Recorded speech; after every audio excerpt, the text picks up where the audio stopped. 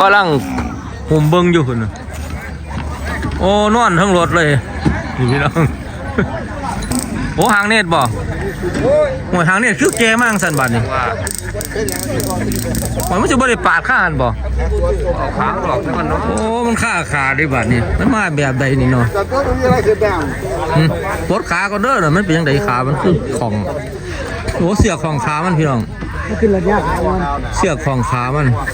เวียดกระทาเอาอยู่สายนี่เวียดมักนี่โอ้ใส่เสือกดึงขาออกมันลงผิดทามั้งมันบ่ได้เป็นโรคเป็นไข้ยังดอกแต่ว่ามันลงผิดทาซื่อเวียดทาเอาเวียดเสียวอยู่พอตัวใหญ่อยู่เวียดแน่เบิ่งแล้วมันลงผิดทาซื่อมันขาของเสือกบ่แม่นว่ามันเป็นหยังดอกพี่น้องปวดขาหลังแน่นั่นน่ะขี้ออกแล้วนั่นโอ้ยตายซื่อบันขี้แปดออกแล้วขาเวียดจับขาหนาออกขาตัวข้างหน้านั่นละขานั่นละปดเวียดปดขาหลังก้อนขาขัดแหมคือคนนี่แล้วเนาะเอาขาออกก้อนหันเอาขาออกเลยมันก็ได้ดอกมันล่มมันสิดอกมันผิดทาล่มผิดทาสิปวดขาออกมันก็ลุกเลยละวันนั่นเด้ขามันนั่นตู้รถออกบัดมันค่อยเฮ็ดมันเป็นยังดอกลงเร็วขึ้นนี่บ่มันลงผิดทาขามันของเสียกซื้อมันเป็นยังยับรถออกแน่ปล่อยลูกสักก้อนได้ตัวจะผิดมันลูกไหนจะไปจุดมันจะจุดสอดคนเบิ่งดูมันสีลูกได้โยไปยังดอก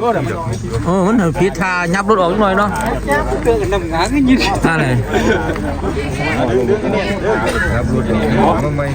ตู้รถออกไปกูเวลาลุกดึงซอยกันแน่เวียดกับเขาไปดึงน้ำกันเวียดกับ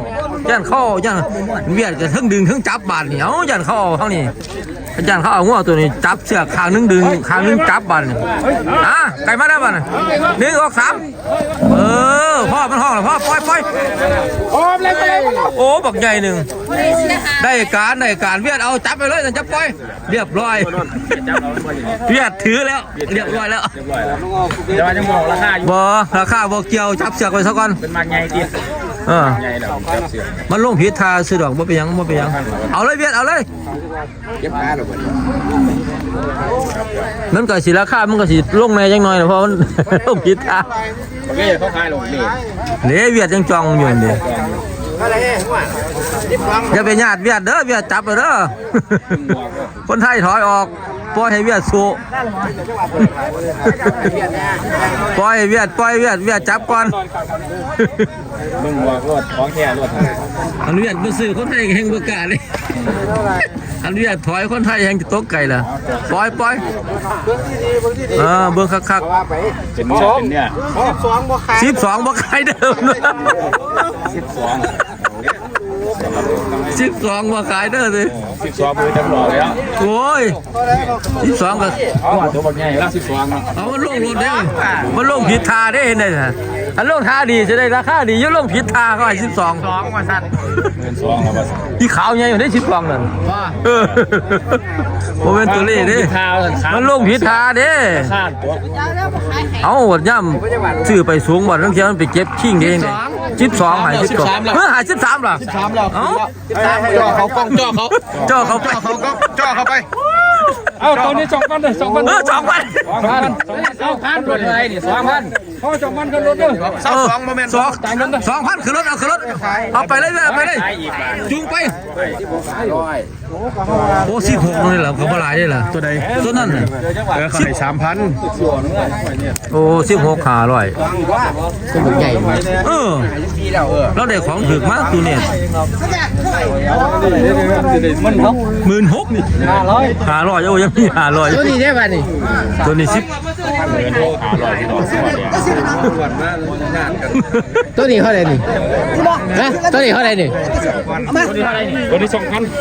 2,000รุ่นจะไปรุ่น 2,000เอาไปขึ้นรถไปเลย 2,000 ตัวนี้บอกขายตัวนี้เดี๋ยว อ้าวคนไทยก็ไปแทรกมันอ๋อคนไทยเบียดถอยออกเบียดถอยออกเขาบ่เอานั่นคนไทยซื้อ มอง1ปีจะกระดุมไปหาจุด เท่าไหร่ขายเลย16 16 ขายเลย อันนี้ห่างโจ้เสียวเรียบบาทเรียบร้อยเรียบบาท เสียคือ เท่าไหร่ จับ ขาย แล้ เล วย บาทนี้ ขาย เอามือเสียโจ้เราออกมาเลยเรียบบาทนี่ เสียคือจับแล้วบาทนี้ครับ ขายเนื้อเด้เสียโจ้ เสียชัวอันคือแล้ว เท่าไหร่ขายเลยซื้อมาแล้วเท่าไหร่ทำได้14บ่ให้14 แพงแข็งว่าก็บอกไง ไปแพงมันแพงเลยก็ได้แพงทางนี้หรอ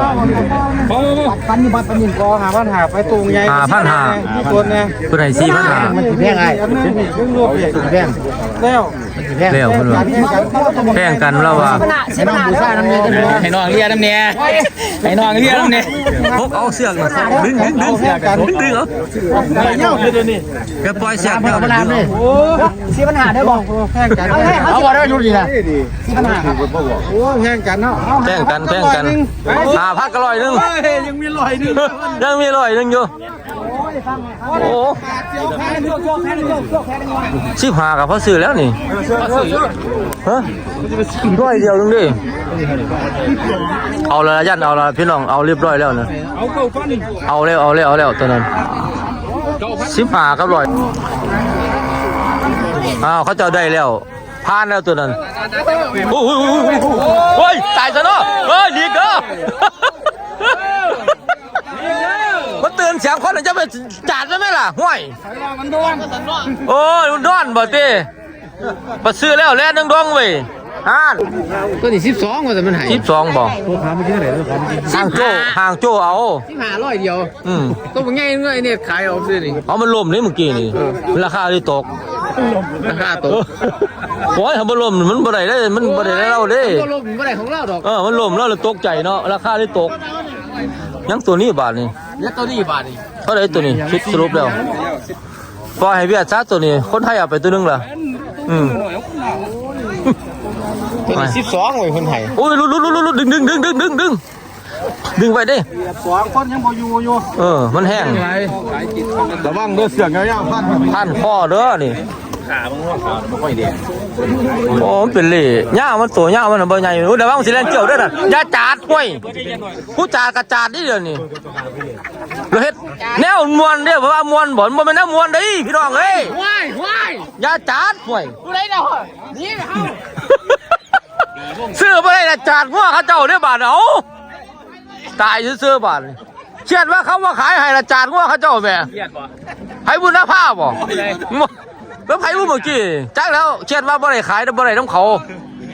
ซื้อบ่สู่เขาละจาดเด้งัวแล่นบัดเขาละจานงัวเขาโอ้ยหลายแนวเลยให้ห้อยก็หลายแนวเลย